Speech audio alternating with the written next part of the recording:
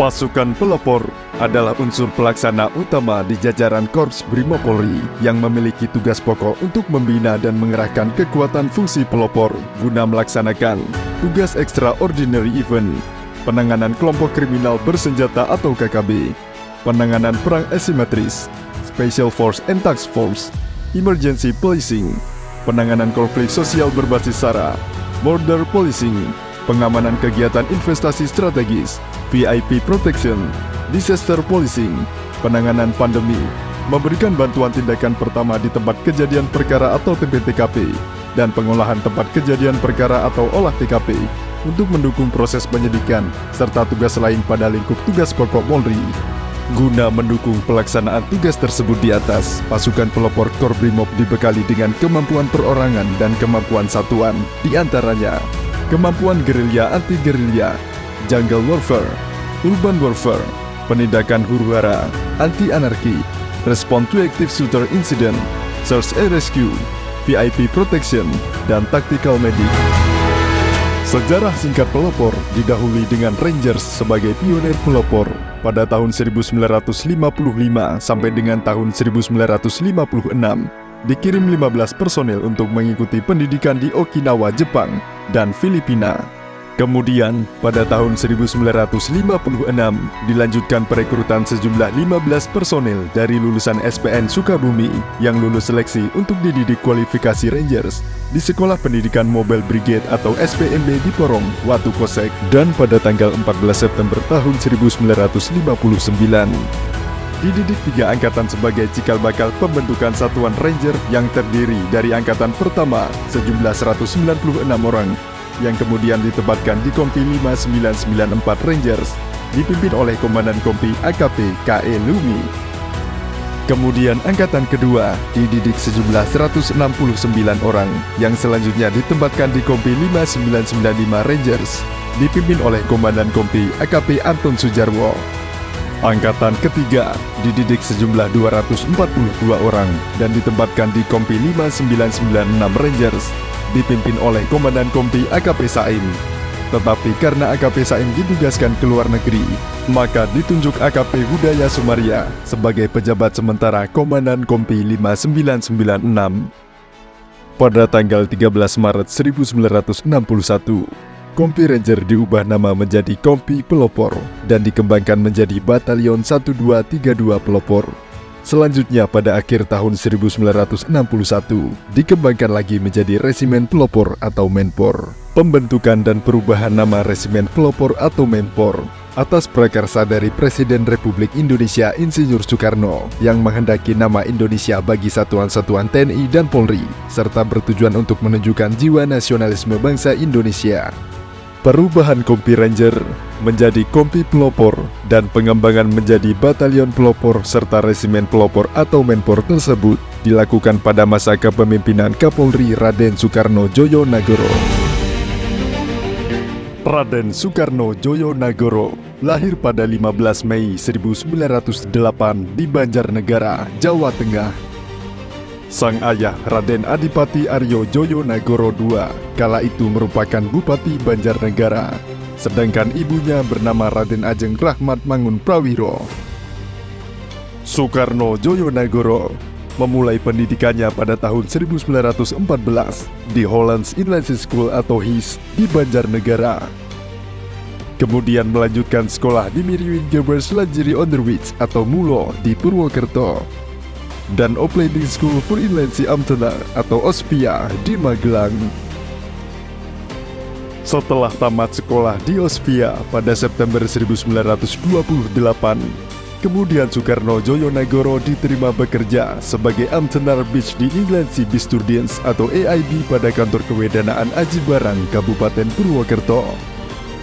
Kemudian ia menjadi Mantri Polisi Kota Pati, Jawa Tengah pada April 1931.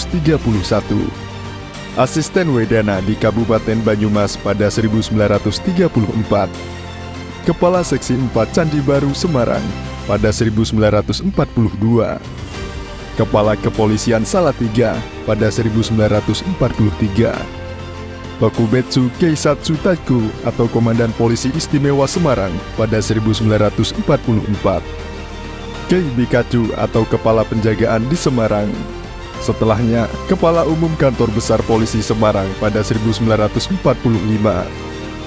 Kepala Polisi Karesidenan Pekalongan pada 1947, Kepala Polisi Provinsi Jawa Timur pada 1951. Kemudian, pada saat Komisaris Polisi Tingkat 1 Raden Soekarno Djojonegoro dipindahkan ke Jawatan Kepolisian Negara di Yogyakarta, ia diangkat sebagai anggota Komisi Gencatan Senjata dan membantu Kepala Jawatan Kepolisian Negara di bidang status quo.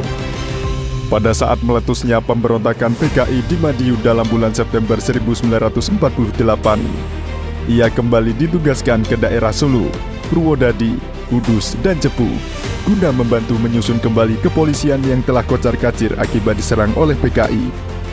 Saat Jawatan Kepolisian Negara mempersiapkan pendirian Pusat Pendidikan Brimob di Watu Kosek, Soekarno Djojonegoro selaku Kepala Polisi Jawa Timur juga ambil bagian dalam memberikan saran-saran sehingga lembaga pendidikan tersebut dapat diresmikan pemakaiannya pada 17 Februari 1954 hingga pada 31 Desember 1959. Raden Soekarno Djojonegoro yang kala itu berpangkat Komisaris Besar Polisi Tingkat 1 dilantik menjadi Menteri Kepala Kepolisian Negara oleh Presiden Soekarno di Istana Negara.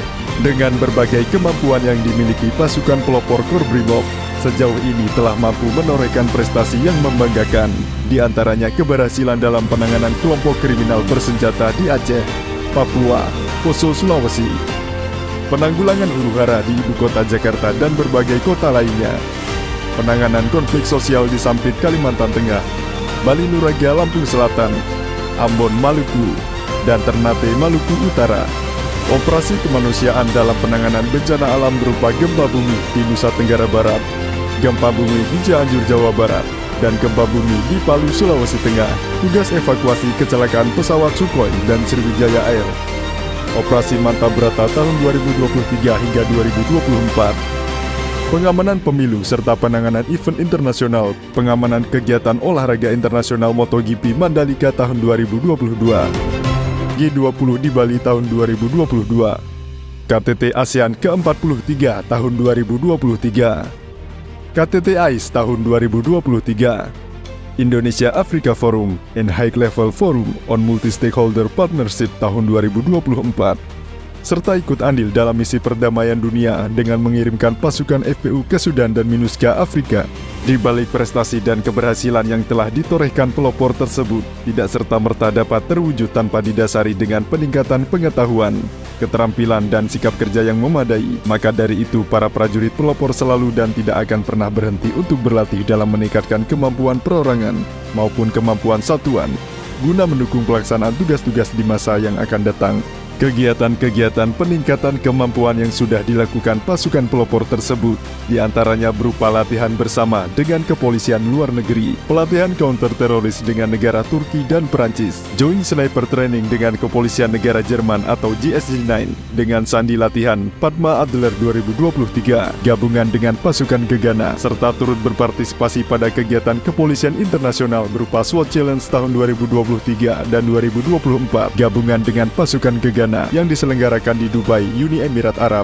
Di samping peningkatan kemampuan pasukan pelopor tersebut terhadap kemampuan-kemampuan yang dimiliki oleh pasukan pelopor juga telah ditetapkan standar kompetensi kerja khusus, meliputi standar kompetensi operator kendaraan serbu, operator kendaraan armor personal carrier, operator kendaraan armored water cannon, operator kendaraan security barrier, sniper, petugas search and rescue, petugas VIP protection, dan petugas penindak pada satuan BHH. Selanjutnya terhadap para personel jajaran pasukan pelopor juga telah disertifikasi berdasarkan standar kompetensi kerja yang telah ditetapkan oleh Dankor Brimopolri dengan tujuan untuk mendapatkan sertifikat kompetensi yang dikeluarkan oleh BNSP sebagai bukti tertulis atau pengakuan yang legal atau sah atas pengakuan kompetensi fungsi Brimob guna dijadikan sebagai payung hukum personel dalam pelaksanaan tugasnya. Untuk memberikan keyakinan kepada organisasi Polri bahwa pelaksanaan tugas organisasi dilaksanakan oleh personil yang kompeten sesuai dengan bidangnya. Untuk memberikan keyakinan kepada stakeholder bahwa personel yang bertugas pada organisasi Polri adalah personil yang berkompeten sesuai bidang kompetensinya. Dan untuk mengukur tingkat pencapaian kompetensi yang didapat dari hasil proses pendidikan dan pelatihan, seseorang yang tidak pernah melakukan kesalahan bukan berarti tidak akan mengalami kekalahan, tetapi seseorang yang selalu berinovasi dan selalu mengupgrade diri sudah pasti akan menjadi pemenang. Dirgahayu ke-65 Pelopor tahun 2024.